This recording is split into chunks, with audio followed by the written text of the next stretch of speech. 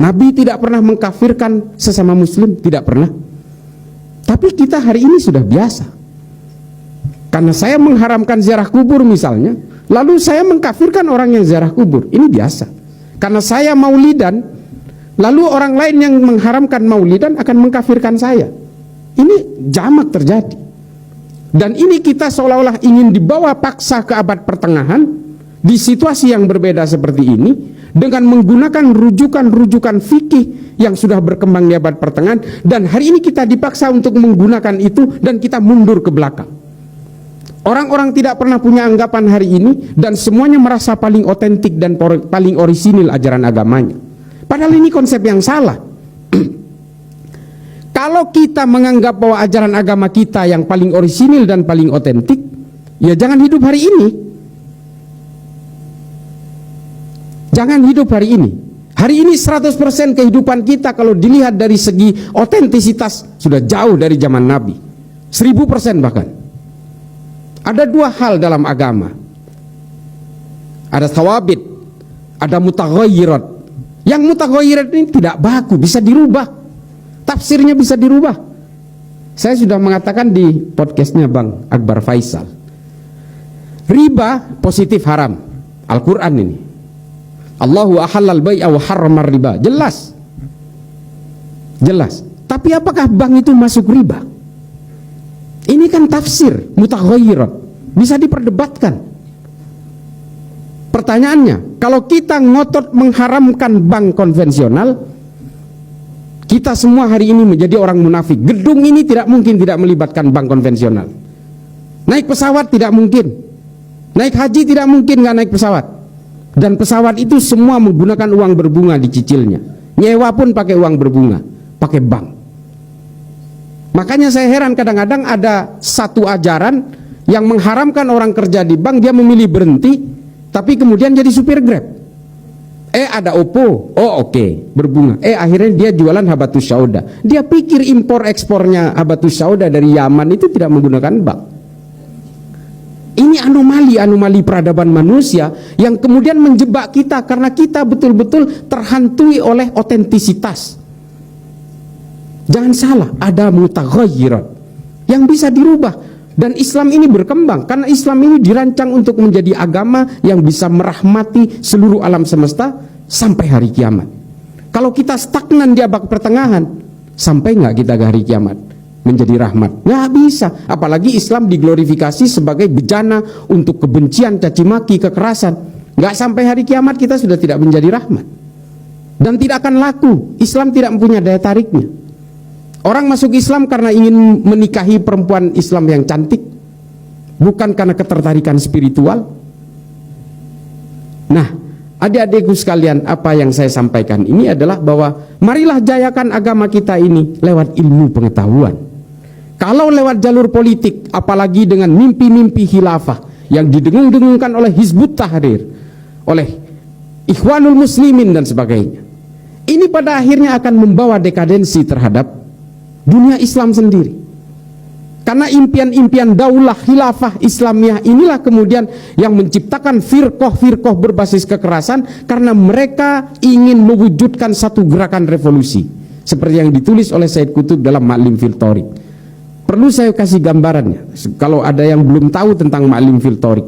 Kenapa saya kemudian sadar bahwa saya ini betul-betul dibohongi oleh Ma'lim fil Thariqnya Said Qutb?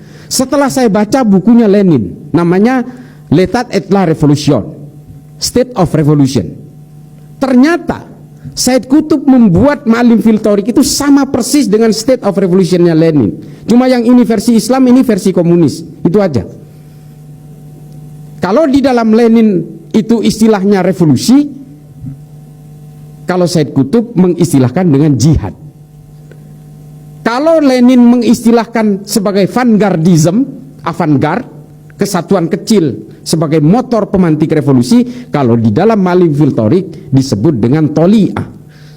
Protokol-protokolnya sama, tahapan-tahapan marhalahnya sama, semuanya sama. Revolusi mental dan revolusi akhlak sama, dan penguasaan-penguasaan negara sama, tekniknya sama. Lalu saya kemudian berpikir, Said Qutb ini adalah politisi. bukan seorang ahli agama. Lalu saya pelajari juga fi Dhilalil Quran, bagaimana dia melencengkan terjemahan Al-Quran tentang Al-Maidah ayat 44, Al-Baqarah 29, Al-Baqarah 341 dan sebagainya.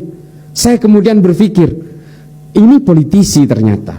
Dari situlah kemudian trajektori Islam berubah arah, dan hari ini kita betul-betul menjadi pion-pion mainan-mainan politik global. Operasi intelijen semua terjun ke Indonesia.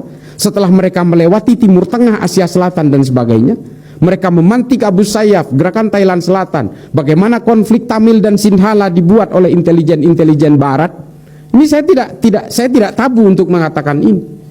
Karena Indonesia ini menjadi melting pot dari berbagai operasi intelijen dari seluruh dunia. Karena mereka tahu bahwa Indonesia ini punya natural resource yang luar biasa, sehingga Indonesia ini akan menjadi pertarungan berbagai proksi kepentingan global untuk di masa depan.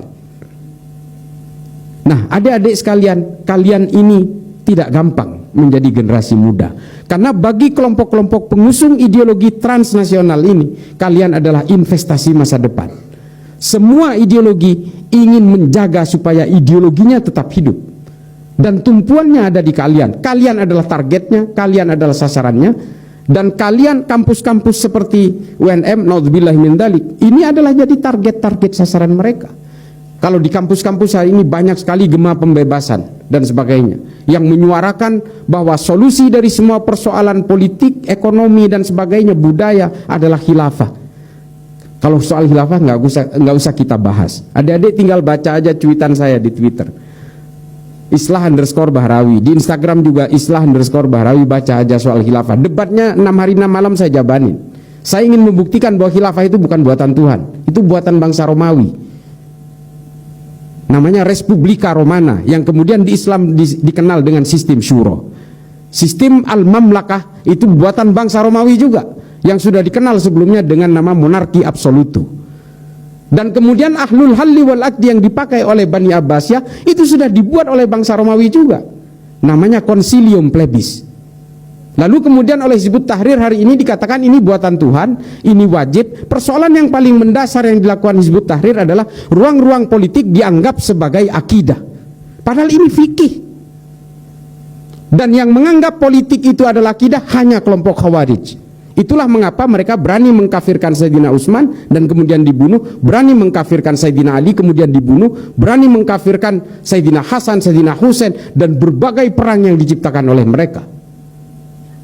Ketika politik dianggap sebagai akidah, maka yang terjadi adalah kekerasan, peperangan, saling membunuh satu sama lain tanpa peduli batas-batas keimanan sekalipun. Kelompok-kelompok teror yang ada di dunia hari ini, termasuk kelompok-kelompok teror yang ada di Indonesia hari ini, tahu mereka, kita ini Islam semua, tapi kan Islam kita berbeda dengan mereka.